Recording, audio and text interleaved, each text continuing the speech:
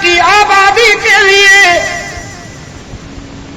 بنی نوع انسان کی دائمی قیادت کے لیے اللہ سے محمد عربی کی رحمت مانگی، اور موسیٰ علیہ السلام نے اللہ سے فرعونی استبداد کے خاتمے کی جدوجہد میں ہارون کی رفاقت مانگی، اور پھر اسلامی گلشن کی آبیاری کے لیے خود رحمت للعالمین نے اللہ سے ابن خطاب کی جلالت مانگی، فاروق اعظم کی سہولت مانگی، ابن خطاب کی غیرت مانگی، عمر کی شوکت مانگی۔ اللہ نے تینوں دعائیں قبول کی، لیکن فرق یہ ہے جسے خلیل النبی نے مانگا وہ کئی ہزار سال بعد دنیا میں آیا، اور جسے رحمت للعالمین نے مانگا رات کے سناٹے میں ہاتھ اٹھائے، صبح ہوتے ہی فاروق اعظم نبی کے حلقے میں رضاکار بن کر آ گیا۔ کملی والے نے ابن خطاب کی تربیت فرمائی، فیض نظر سے نوازے گئے۔ پھر عمر کو یہ مقام ملا کہ فرش پہ عمر تجویز پیش کرتا ہے، وہ تجویز قرآن بن کر قلب رسول پہ اترتی ہے۔ فاروق اعظم کی تجویز تھی عزیز دوستو کہ ازواج مطہرات کو پردہ کرنا چاہیے، اہل بیت رسول کو پردہ کرنا چاہیے۔ پردے کا حکم آنے سے پہلے فاروق اعظم نے تجویز عرض کی، اللہ کے رسول میں چاہتا ہوں کہ ازواج مطہرات آئندہ جب بھی گھروں سے باہر نکلے تو باپردہ ہو کر نکلے۔ سرکار دو عالم صلی اللہ علیہ وسلم نے اپنے شاگرد کی یہ تجویز پسند فرمائی، لیکن فرمایا عمر یہ تجویز قانون نہیں بن سکتی جب تک کہ اللہ کی طرف سے اس کی توثیق نہ ہو جائے۔ فاروق اعظم کی تجویز قرآن بن کر آئی، فرمایا یا ایھا النبی قل لازواجک وبناتک ونساء المؤمنین یدنین علیہن من جلابیبہن۔ اے پیغمبر فرما دیجیے اپنی بیویوں کو، فرما دیجیے اپنی بیٹیوں کو، کل ازواجک وبناتک، بنتک نہیں وبناتک، فرما دیجیے اپنی بیویوں کو اور اپنی بیٹی کو نا، بیٹیوں کو، ونساء المؤمنین، اور اہل ایمان کی ماؤں، بہنوں، بیٹیوں اور بیگمات کو بھی فرما دیجئے یدنین علیہن من جلابیبہن، آئندہ جب بھی گھروں سے باہر نکلا کریں تو اپنے چہرے چادروں سے ڈھانپ لیا کریں۔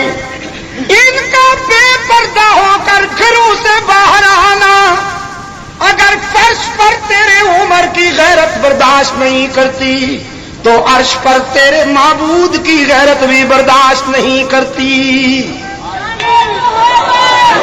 ذرا سب الحمدللہ تو کہہ دیجئے مل کر، اونچی آواز جی۔ اور یہ پردے کا آرڈر باقی ہے، اللہ نے وڈرا نہیں کیا۔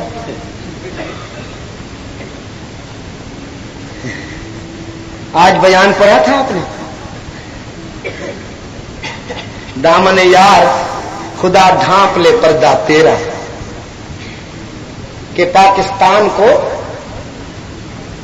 اسلام تو ملے گا لیکن سائنٹیفک جدید اسلام۔ وہ جدید اسلام جانتے ہو کون سا ہے؟ جس میں 3.5 من کی بیگمات بے پردہ پھریں۔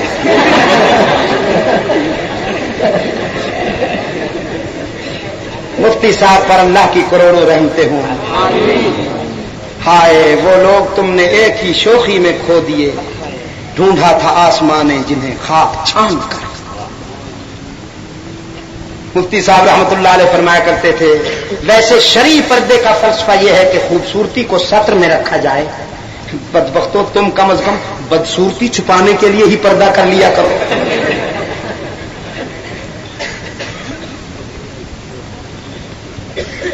اور اسلام کے ٹھیکیداروں میں جو اسلام لانا ہے، پیش کی عرض کر رہا ہوں، ولی اللہ نہیں ہوں، کہیں آپ سمجھے کہ شاہ صاحب ولی بننا شروع ہو گئے۔ تجربات کی بنیاد پر، 9 سالہ مشاہدات کی بنیاد پر یہ بات کہہ رہا ہوں کہ یہ جو اسلام لائیں گے وہ وہی اسلام ہوگا جس میں طوائفوں کے ڈانس کی گنجائش ہوگی، جس میں بیگمات کو بے پردہ گھومنے کی اجازت ہوگی، آرٹ اور ثقافت کے نام پر طبلہ سرنگی بجانے والوں کی کھیپ چلے گی، اور ڈرامہ کرنے والے لکھنے والوں کو ایوارڈ ملیں گے۔ نفاذ شریعت کیا ہے جی؟ کیا ہے؟ ہاں شریعت بل۔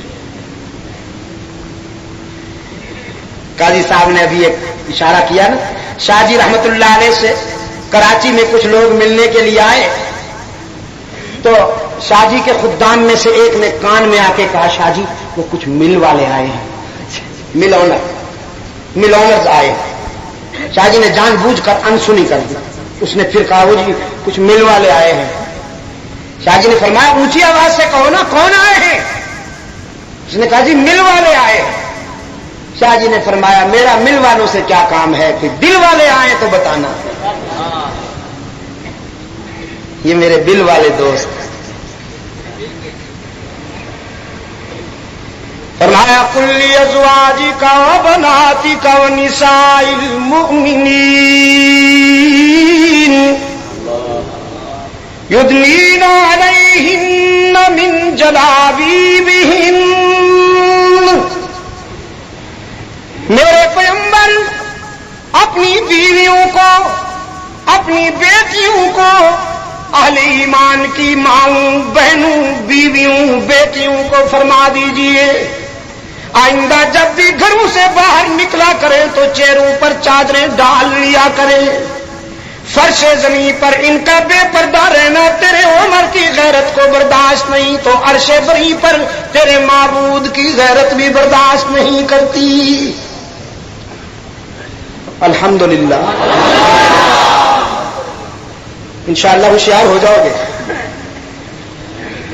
میں محنت کر رہا ہوں، میں زمین ہموار کر رہا ہوں، پھر فصل گل بہراور ہوگی آنے والی نسلیں انشاءاللہ۔ لیکن ہاں یہ فصل دیکھیں گے، اس کی جوانی دیکھیں گے۔ فاروق اعظم کی تجویز عرش بری سے قرآن بن کر قلب رسول پہ اتری، مل کر کہیے فاروق اعظم کی رائے تھی مقام ابراہیمی پر نوافل ادا ہونی چاہیے۔ خلیل اللہ کے سجدوں کی تقلید میں ہمیں بھی سر جھکانا چاہیے۔ رحمت عالم صلی اللہ علیہ وسلم نے فرمایا عمر میرا بھی جی چاہتا ہے لیکن تیری آرزو اور میری تمنا اس وقت تک پوری نہیں ہو سکتی جب تک عرش بنی سے تائید نہ ہو جائے۔ رب العالمین نے فرمایا واتخذوا من مقام ابراہیم مصلی، میرے محبوب اپنے عمر کو اجازت دیجیے اور پوری امت کو یہ قانون سنا دیجیے کہ جو بھی زائر حرم میرے گھر کے طواف کے لیے آئے مقام ابراہیمی پر اسے سجدے کرنے ہوں گے۔ جب تک مقام ابراہیمی پر سجدے نہیں ہوا کریں گے میں اس وقت تک کسی حاجی کو اپنے قرب کی سندی نہیں دوں گا۔ جو فاروق نے چاہا وہ عرش بری سے قرآن بن گیا۔ ذرا مل کے اور اونچی آواز سے، فاروق اعظم کی رائے تھی غزوہ بدر کے نتیجے میں جنگی قیدی بن کر آنے والوں کا سر قلم کر دیا جائے۔ رحمت عالم صلی اللہ علیہ وسلم نے عذرائے رحمت و شفقت انہیں معاف کر دیا۔ قرآن آئے فرمایا ما کان لنبی ان یکون له اسری حتی یسخن فی الارض، میرے محبوب یہ بات کچھ موضوع معلوم نہیں ہوئی کہ یہ کفر کے پیش رو جن کے ہاتھ مسلمانوں کے خون سے رنگین ہیں، جنہوں نے مسلمانوں کی آبادیوں کو ویرانہ بنایا، جنہوں نے مسلمانوں کے بچوں کو یتیم بنایا، جنہوں نے مسلمانوں کی بیٹیوں کے سروں سے چادریں چھینی، جنہوں نے مسلمانوں کی بہنوں کے سر سے دوپٹے اتارے، آج ان کو بھی وہی سزا ملنی چاہیے جس کے یہ حقدار ہیں۔ آج ان کے خون سے دھرتی کا سینہ رنگین ہونا چاہیے تھا میرے محبوب۔ جو بات تیرے عمر کی غیرت کو پسند ہے وہی بات تیرے رب کی غیرت بھی پسند کرتی ہے۔ یہودی نے کیس دائر کیا اللہ کے رسول کی خدمت میں، منافق نے کہا یہ چیز میری ہے، یہودی نے کہا اس کا مالک میں ہوں، شواہد بلائے گئے، گواہی لی گئی، یہودی نے گواہ پیش کر دیے، منافق گواہ پیش نہ کر سکا، اللہ کے رسول نے فیصلہ یہودی کے حق میں کر دیا۔ رسالت مآب صلی اللہ علیہ وسلم کی بارگاہ عدالت سے باہر نکل کر منافق کہتا ہے یہودی سے ذرا عمر کے پاس بھی چلتے ہیں، انہیں بھی یہ کیس سناتے ہیں، دیکھیں وہ کیا فیصلہ کرتے ہیں۔ فاروق اعظم کے پاس آئے، یہودی نے عمر کے خدمت میں عرض کیا ہم نے یہ کیس اس سے پہلے رحمت عالم صلی اللہ علیہ وسلم کی عدالت میں پیش کیا تھا، تیرے نبی نے فیصلہ میرے حق میں کر دیا کیونکہ میرے پاس گواہیاں تھیں، اس کے پاس گواہی نہیں تھی، لیکن یہ پھر آپ کے پاس لایا ہے، آپ بھی فیصلہ کر دیجئے۔ فاروق اعظم رضی اللہ تعالیٰ عنہ فرماتے ہیں رحمت للعالمین کے فیصلے کے بعد تم میرے پاس کیوں آئے ہو؟ منافق کہنے لگا جی آپ بھی فیصلہ کر دیں، کوئی بات نہیں، مولا خوش رکھے، نظر اللہ نیاز حسین، کوئی بات نہیں۔ فاروق اعظم رضی اللہ تعالیٰ عنہ نے فرمایا اللہ کے رسول کے فیصلے کے بعد تم میرے پاس انصاف کے حصول کے لیے آئے ہو، نبی کے فیصلے پر تمہیں اطمینان نہیں ہوا؟ منافق کہنے لگا جی کوئی بات نہیں، آپ بھی فیصلہ کر دیجئے۔ فاروق اعظم رضی اللہ تعالیٰ عنہ کی تلوار نیام سے نکلی اور پھر فاروق اعظم کی آواز زمین و آسمان میں گونجی، الفاظ تھے نبی کے فیصلے کے بعد جو میرے پاس آئے گا انصاف کی طلب میں، اس کا فیصلہ عمر کی زبان نہیں عمر کی تلوار کرے گی۔ اور منافق کا سر قلم ہو کر لاشا تڑپنے لگا، قیامت میں پہنچا۔ دعائی ہے، ہم انصاف چاہتے ہیں۔ ایک یہودی کے مقابلے میں ہمارے بھائی کو قتل کر دیا گیا ہے جو کلمہ گو تھا، ہمیں انصاف چاہیے۔ سرکار دو عالم صلی اللہ علیہ وسلم نے بلا لیا فاروق اعظم کو، فرمایا عمر تم نے یہودی کے مقابلے میں کلمہ گو کا سر اڑا دیا۔ عرض کیا اللہ کے رسول کلمہ گو تھا تو صحیح لیکن بیمار تھا بدبخت۔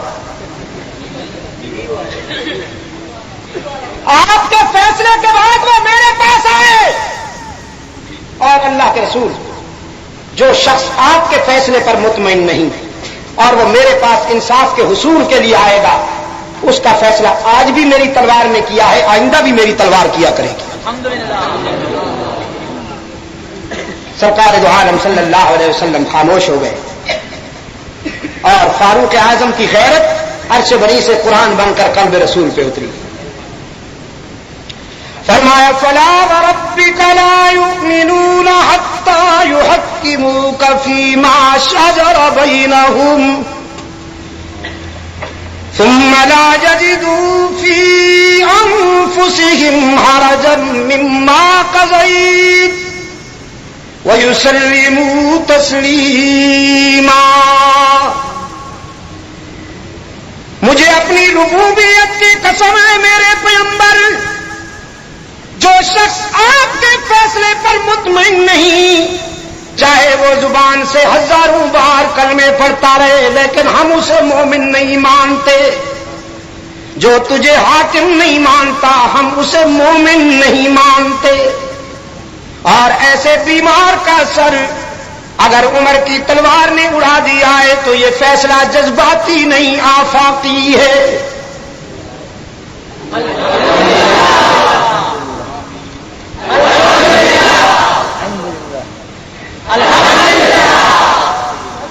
جزاکم اللہ جزاکم اللہ. فاروق اعظم رضی اللہ تعالیٰ عنہ کی رائے تھی کہ ابن ابی کی نماز جنازہ نہیں پڑھنی چاہیے. یہ ابن ابی جانتے ہیں؟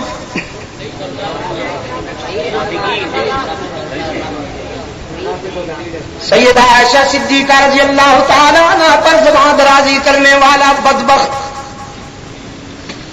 حضور کی آبرو پر انگلی اٹھانے والا بدنصیب، سیدہ عائشہ کا دل دکھانے والا سنگ دل، رئیس المنافقین، پیغمبر کی مسجد کے مقابلے میں کیا بنایا؟ جزاک اللہ. آہستہ کیوں بولتے ہو؟ یہ کیا ہوتا ہے؟ یہ کس چیز کا نام ہے؟ یہ 12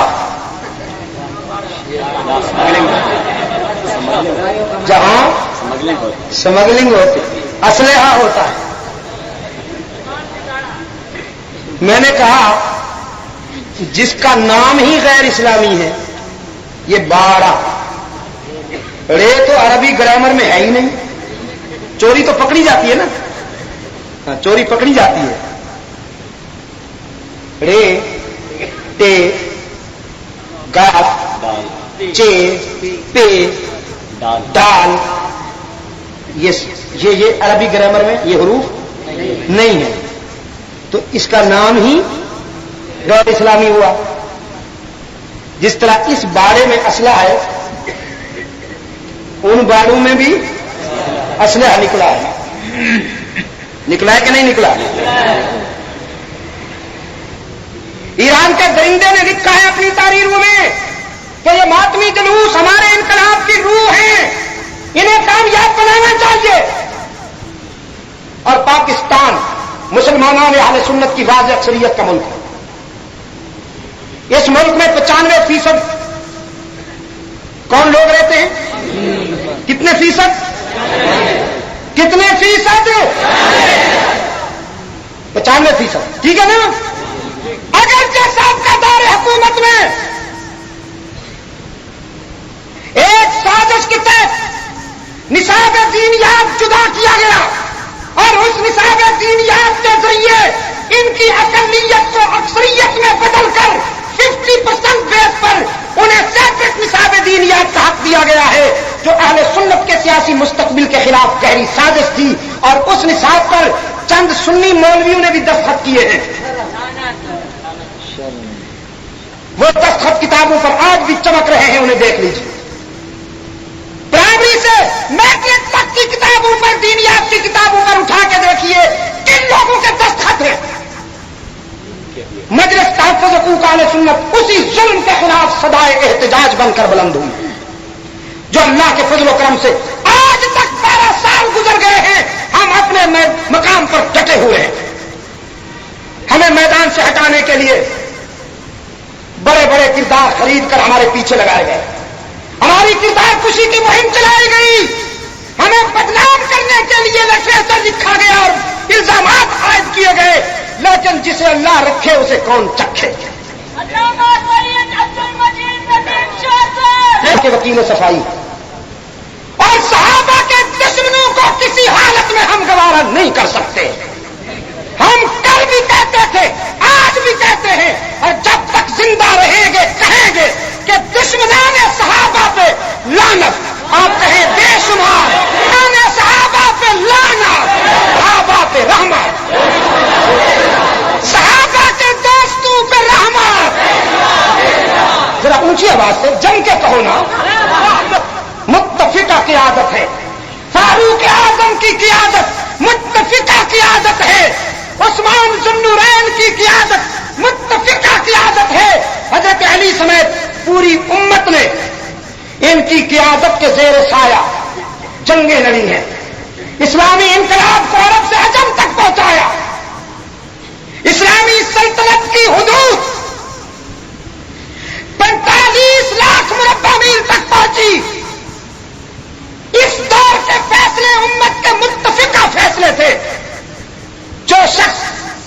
صدیق اکبر کا دشمن ہے، وہ اسلام کا دوست کبھی نہیں ہو سکتا۔ میں آپ سے پوچھتا ہوں، صدیق اکبر کا دشمن اسلام کا دوست ہو سکتا ہے؟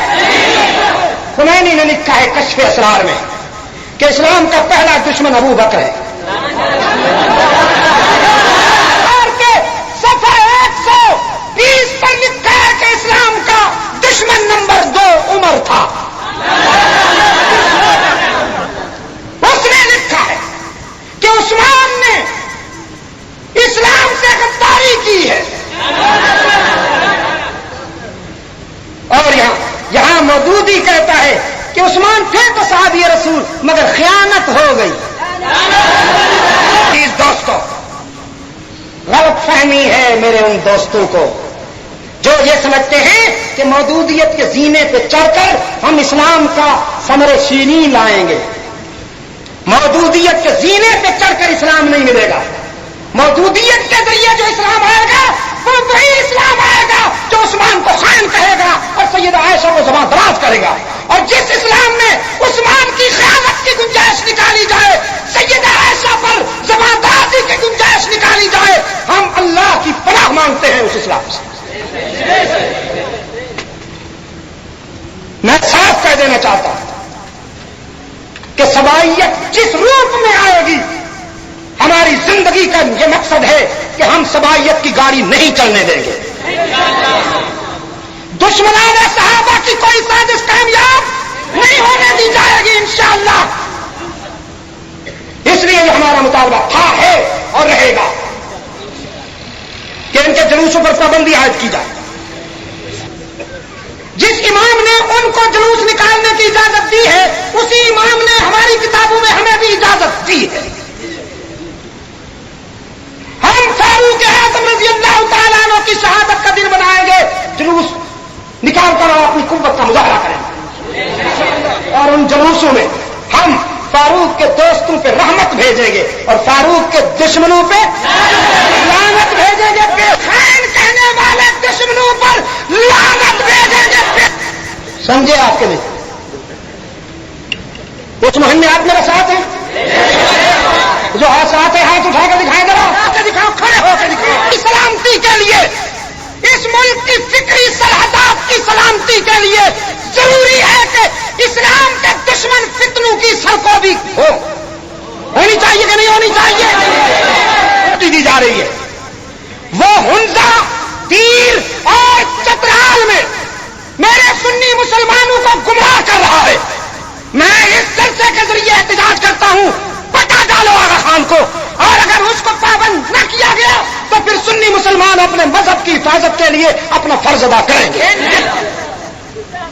بلوچستان میں سگریوں کو کھلی چھٹی دی جا رہی ہے۔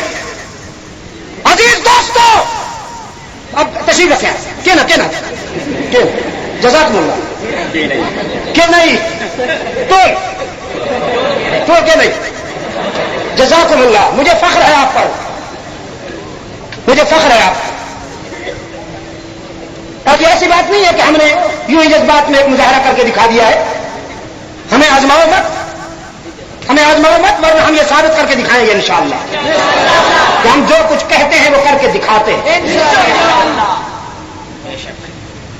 میرے عزیز دوستو، مجلس تحفظ حقوق اہل سنت و جماعت ان فتنوں کے خلاف کھلا احتجاج ہے، جسے مفتی صاحب رحمۃ اللہ علیہ کی سرپرستی حاصل رہی، سید محمد یوسف بنوری کی دعائیں اور سرپرستی حاصل رہی، اور شیخ القرآن پر اللہ کی رحمتیں ہوں۔ وہ قرآن کا عاشق صادق، کروٹ کروٹ اللہ ان کی روح کو سکون عطا فرمائے۔ اور میں تو یہ دعا اس لیے کر رہا ہوں کہ اپنے دل کو تسکین دوں، ورنہ وہ تو ہے ہی یقینی جنتی، جس کی زبان سے آخری جملے قرآن نکلے ہوں، جس نے زندگی کا آخری عمل قرآن بیان کرنا کیا ہو، اس کی نجات میں کیا شبہ ہو سکتا ہے؟ شیخ القرآن رحمۃ اللہ علیہ کی سرپرستی اور دعائیں اس جماعت کو حاصل ہیں۔ ایک ان کا یادگار خط میرے پاس محفوظ ہے۔ جب ہم نے مجلس تحفظ حقوق اہل سنت و جماعت قائم کی 75 میں 75 میں اور پہلی خلافت راستہ کانفرنس رکھی، میں نے حضرت شیخ رحمۃ اللہ علیہ کو خط لکھا کہ کوئی اور اس کانفرنس میں آئے یا نہ آئے، لیکن آپ پر مجھے حجت ہے اور مجھے یقین ہے کہ آپ اپنے عزیز کو مایوس نہیں کریں گے۔ میں آپ کو ٹکٹ بھیج رہا ہوں، آپ تشریف لائیں۔ شیخ رحمت اللہ علیہ نے وہ خط لکھا، فرمایا شاہ صاحب میں اس کانفرنس میں آؤں گا، مجھے ٹکٹ بھیجنے کی ضرورت نہیں، میں اپنے خرچے پہ آؤں گا اور کانفرنس کے اخراجات کے لیے جو کچھ مجھ سے ہو سکے گا وہ خدمت بھی کروں گا۔ صحابہ کی عزت و ناموس کے لیے آپ جب بھی پکاریں گے غلام اللہ کو آپ سب سے آگے پائیں گے۔ اللہ کی کروڑوں رحمتیں ہیں اس درویش پر۔ تو میرے عزیز دوستو، میں یہ عرض کر رہا تھا آپ کی خدمت میں کہ یہ امام باڑے، یہ جلوس بازی، یہ سب سیاسی حربے ہیں اسلام کی عظمت کے خلاف اور اس ملک کی واضح اکثریت کے نظریاتی مستقبل کے خلاف۔ ابن ابی مر رہا تھا، وصیت کی اپنے بیٹے کو میری نماز جنازہ رحمت للعالمین پڑھائیں اور کفن بھی مجھے نبی کے کرتے سے دیا جائے۔ اس کی موت کے بعد بیٹا آیا اللہ کے رسول صلی اللہ علیہ وسلم کی خدمت میں، عرض کیا اللہ کے رسول میرے باپ ابن ابی نے وصیت کی ہے کہ نماز جنازہ بھی آپ پڑھائیں اور آپ کے کرتے سے اسے کفن دیا جائے۔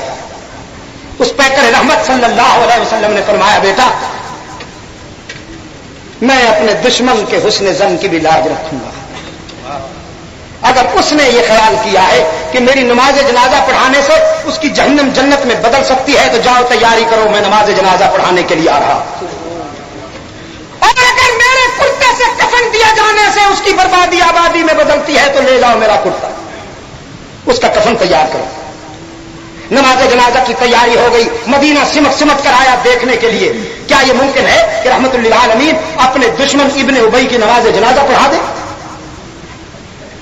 نماز جنازہ کی تیاری ہوئی، فاروق اعظم رضی اللہ تعالی عنہ برستی ہوئی آنکھوں سے آگے بڑھے اور عرض کیا اللہ کے رسول آپ کس کی نماز جنازہ پڑھانے لگے ہیں؟ آپ کو تو معلوم ہے کہ یہ کون ہے بدبخت؟ رحمت عالم صلی اللہ علیہ وسلم نے فرمایا عمر اچھی طرح جانتا ہوں اسے۔ نبی کا جمالی جواب سن کر عمر سمجھ گئے کہ میرے قائد نے اپنے دشمن کو معاف کرنے کا فیصلہ کر لیا ہوا ہے۔ فرمانے لگے اللہ کے رسول اس ظالم کی ساری زیادتیاں معاف کر دیجئے، لیکن وہ ظلم تو قابل معافی نہیں جو اس نے عفیفہ کائنات ام المومنین سیدہ عائشہ صدیقہ پر الزام تراشی کی اور اس کی بد زبانی کی وجہ سے ہماری ماں کئی ہفتے خون کے آنسو روتی رہی۔ آج آپ اس کی نماز جنازہ پڑھائیں گے تو سیدہ عائشہ کی غیرت میں کیا گزرے گی؟ رحمت عالم صلی اللہ علیہ وسلم نے فرمایا عمر تم غیرت کی باتیں کرتے ہو، میری رحمت کا تقاضا ہے میں نماز جنازہ پڑھاؤں گا۔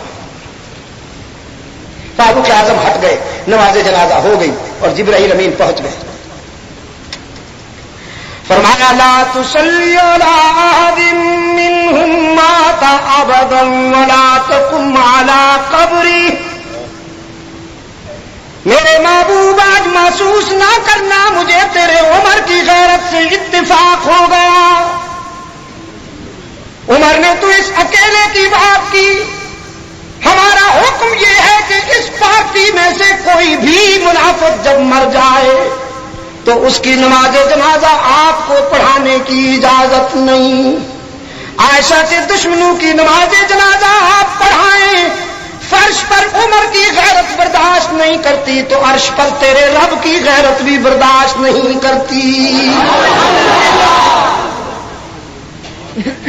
فاروق اعظم جو فرش پہ کہتا ہے وہ بات عرش سے قرآن بن کر اترتی ہے۔ یہ تو تھی فضائل کی بات۔ اور اگر میں عمر کی انتظامی اصلاحات اور انقلابی اقدامات کی بات چھیڑوں تو صبح ہو جائے گی۔ چلیے تاریخ بھی بدل گئی، 12 ہو چکی۔ بات تو کوئی نہیں، ہاں بات تو کوئی نہیں، لیکن مجھے کل دن کو بھی بات کرنی ہے پھر رات کو بھی۔ رات بھی 1:30 بج گیا تھا پشاور میں اور ادھر وہاں سے بھی انڈیا سے بھی اتنی تھکان لے کے آیا ہوں کہ ایک لمحے کے لیے وہاں مجھے آرام نہ مل سکتا، اور اب بھی 2 گھنٹے تو ہو چکے۔ میں نے کہا شاہ جی رحمت اللہ علیہ کے متعلق ہمارے اسلاف کے متعلق یہ روایات ہیں کہ عشاء کے بعد تقریر شروع کرتے تھے، صبح تک جاری رہتی تھی. تو کچھ باتیں ہماری بھی یاد رکھی جائیں گی. ہاں ہم تو مر جائیں گے لیکن لوگ یاد رکھیں گے. ایک مولانا عبد المجید ندیم شاہ صاحب ہوتے تھے، 11 تاریخ کو تقریر شروع کرتے تھے، 12 تاریخ تک جاری رہتی تھی. یاد رکھو گے کہ نہیں؟ لوگ کہیں گے ہم خود اس جلسے میں تھے، خدا باپ کی قسم ہم خود اس جلسے میں تھے. 11 تاریخ کو شاہ صاحب نے تقریر شروع کی، 12 تاریخ تک جاری رہی. کوئی نہ تھکا نہ اٹھا، لوگ مصروف محظوظ ہو کر بیٹھے تھے. 2 دن تقریر، 11 اور 12 2 تاریخوں میں تقریر ہوئی، ہم نے خود سنی. میرے عزیز دوستو، فاروق اعظم رضی اللہ تعالی عنہ کی قیادت نے کفر کو رسوا کر دیا، عالمی استعمار کا جنازہ اٹھا دیا. دنیا کی 2 بڑی طاقتوں نے اس درویش سے ٹکر لی تو منہ کی کھائی. ایران کا کسرا اور روم کا قیصر روئی کے گالو کی طرح اڑ گیا فاروق اعظم کی پاؤں کی ٹھوکروں میں. 2 طاقتوں کا جنازہ اٹھا. بالآخر ایک سازش کے تحت فاروق اعظم رضی اللہ تعالی عنہ کو راستے سے ہٹانے کا پروگرام بنا اور نماز صبح کے عالم میں 27 ذوالحجہ کو مسجد نبوی میں ایران کے مجوسی، کیا نام تھا ملعون کا؟ فیروز لانتی، فیروز. اور مسلمان اتنے سادہ ہو گئے ہیں بیچارے، پہلے سنی ہوتے تھے اب ترقی کر کے سن ہو گئے، اپنے بچوں کا نام فیروز رکھتے ہیں. الحمدللہ ثم الحمدللہ. اس وقت دنیا میں میرے اندازے کے مطابق ہزاروں لوگوں کے نام بدل چکا ہوں. پچھلے دنوں فرانس گیا. انڈیا کے مسلمانوں میں اللہ نے یہ خوبی رکھی ہے، جب سچی بات کہی جائے تو ماننے میں ایک پل کی تاخیر نہیں کرتے. جلسہ ختم ہوا تو فیروز نام کے درجنوں آدمی میرے سامنے آ گئے، کہنے لگے ہمارا نام فیروز ہے، خدا کے لیے ہمارا نام بدلیے. تو پھر کسی کا نام میں نے عمر فاروق رکھا، کسی کا نام طلحہ رکھا، کسی کا نام زبیر رکھا، کسی کا نام خالد رکھا، کسی کا نام صدیق رکھا، کسی کا نام حیدر رکھا. الحمدللہ سب کی اصلاح کر دی. اگر آپ میں سے بھی کسی کے بچے کا نام فیروز ہے تو فوراً بدلیے. پرویز بھی لانتی ہے اور یہ ایران کی سازش ہے. اس نے ان ناموں کو انوالو کرنے کے لیے مسلم سوسائٹی نے آرگنائز کیا ہے. ایک پتھر کا نام فیروزہ رکھ دیا اور لوگوں میں یہ مشہور کر دیا کہ جو کام اللہ نہیں کر سکتا وہ یہ پتھر کرتا، فیروزہ کر جائے گا. یہ تو بڑا مشکل کشا پتھر. جس کو بخار ہو بس فیروزہ گھول کر پلا دو، انشاءاللہ منٹوں میں صفایا ہو جائے گا، بیڑا غرق ہو جائے گا منٹوں میں. پتھر میں کیا تاثیر ہو سکتی ہے میرے عزیز دوستو؟ ساری تاثیر اسی کے پاس ہے. صاحب التاثیر اللہ ہی، صاحب التاثیر اللہ ہی. شفا اسی کے پاس ہے. فیروزے میں کیا رکھا ہے؟ فیروز لانتی نے صبح کی نماز کے عالم میں فاروق اعظم پر زہر میں بجے ہوئے خنجر سے حملہ کیا. فاروق اعظم رضی اللہ تعالیٰ عنہ اللہ کی تکبیر بلند کرتے ہوئے زمین پر گرنے لگے تو اپنے پیچھے کھڑے ہوئے عبد الرحمان کو مسلح پہ کھڑا کیا کہ میں اب تڑپوں گا، تو رسول کی امت کی امامت کر. میں تڑپتا رہوں لیکن اللہ کی عبادت میں خلل نہ آنے پائے. صدیق اکبر نے رسول اللہ کی امت کی امامت کی جو امانت سونپی ہے، میں بسمل ہو کے بھی اس امامت میں خیانت نہیں کرنا چاہتا. ہائے وہ نمازی کہاں سے لائیں کہ خلیفۃ المسلمین گھائل پڑے ہیں اور وہ نماز میں مصروف ہیں. فیروز نے بھاگنا چاہا، ادھر ادھر صفیں چیر کر بھاگنا چاہا، لیکن میں کہا کرتا ہوں وہ مجاہدوں کی صفیں تھیں، مجاوروں کی نہیں، شیدائیوں کی صفیں تھیں، حلوائیوں کی نہیں. کسی سب سے باہر نکلنے کو جب اسے راستہ نہ ملا تو وہی خنجر اپنے سینے میں اتار دیا اور مردار ہو گئے. میں نے کہا عمر کے دشمنوں کی پرانی پہچان ہے، اب ترقی کر گئے. عمر کے دشمنوں کی پرانی نشانی، اپنے خنجر سے اپنا سینہ. اور میں نے تو پرپوزل دیا، میں نے کہا ساری تکلیف آپ کو کرنی پڑتی ہے، کچھ ہماری کنٹریبیوشن بھی تو ہونی چاہیے. ہاتھ بھی آپ کا، سینہ بھی آپ کا. اف یو لائک تو ہمیں موقع دیجیے، ہم خدمت کرنے کو تیار ہیں. آپ آرام سے دونوں ہاتھ پیچھے باندھ کر کھڑے ہو جایا کیجیے. سینہ آپ کا ہو اور مکہ میرے صدر کا ہو. انشاءاللہ ایک ہی کافی ہے. فَوَقَّدَهُ صَدْرٌ فَقَضَى عَلَيْهِ. میرے عزیز دوستو، فاروق اعظم رضی اللہ تعالیٰ عنہ ہوں یا عثمان ذو النورین، یہ شہید ہیں، لیکن ہمیں ان کے انجام پر فخر ہے کہ جان دے دی لیکن راہ حق سے نہیں ہٹے. شہید قابل فخر ہوتے ہیں یا قابل ماتم؟ فاروق اعظم رضی اللہ تعالیٰ عنہ نے پوچھا میرا قاتل کون ہے؟ بتایا گیا فیروز ایرانی ہے اور وہ مارا گیا ہے بدبخت. اتنی اونچی آواز سے الحمدللہ کہا کہ لوگ ایک دوسرے کو مبارکباد دینے لگے کہ الحمدللہ طبیعت سنبھل گئی. اتنی اونچی آواز سے کہا الحمدللہ. آرزو تھی کسی اسلام دشمن کے ہاتھوں سے مارا جاؤں، شہید بن کر اس دنیا سے روانہ ہوں. الحمدللہ کہ ایک اسلام کے دشمن کے ہاتھوں سے مارا گیا ہوں. اے اللہ اپنے راستے میں شہادت عطا کر اور اپنے محبوب کے شہر میں موت عطا فرما. اللہ نے دونوں آرزویں پوری کر دی، شہادت بھی عطا کی، موت بھی مدینہ طیبہ میں عطا کی. اب تیسری سعادت رب العالمین نے اپنی طرف سے عطا کر دی کہ سنایا بھی نبوت و صداقت کے قدموں میں. اپنے بیٹے عبداللہ کو بھیجا کہ جاؤ میری ماں اس امت کی مادر محترمہ سیدہ عائشہ صدیقہ رضی اللہ تعالیٰ عنہا سے کہو عمر کی خواہش ہے کہ وہ اپنے آقا کے قدموں میں سو جائے، لیکن وہ چونکہ آپ کا حجرہ ہے، یہ رسول اکرم کا جو روضہ ہے در حقیقت سیدہ عائشہ کا حجرہ ہے. اللہ اکبر. سیدہ عائشہ کا بھی کیا مقام ہے. میں کہا کرتا ہوں عزیز نوجوانوں، ہو سکے تو تم بھی کہا کرو. صدیقہ کائنات ازواج مطہرات کے حلقے میں بیٹھ کر کبھی کبھی فرماتی تھی اللہ نے میری کتاب زندگی میں کچھ خوبیاں ایسی دی ہیں جنت کی حوریں بھی مقابلہ نہیں کر سکتی. فرماتی تھی میری اس دواجی رفاقت کا فیصلہ عرش بری پہ ہوا، میرا دولہا اللہ نے منتخب کیا. باپ اپنی بیٹیوں کے لیے رفیق زندگی چنتے ہیں. عائشہ نے کہا یہ میری خوش قسمتی ہے کہ میرا دولہا میرے اللہ نے منتخب فرمایا. فرمایا یہ عزت بھی اللہ نے مجھے عطا کی کہ میرے بستر پہ قرآن نازل ہوا.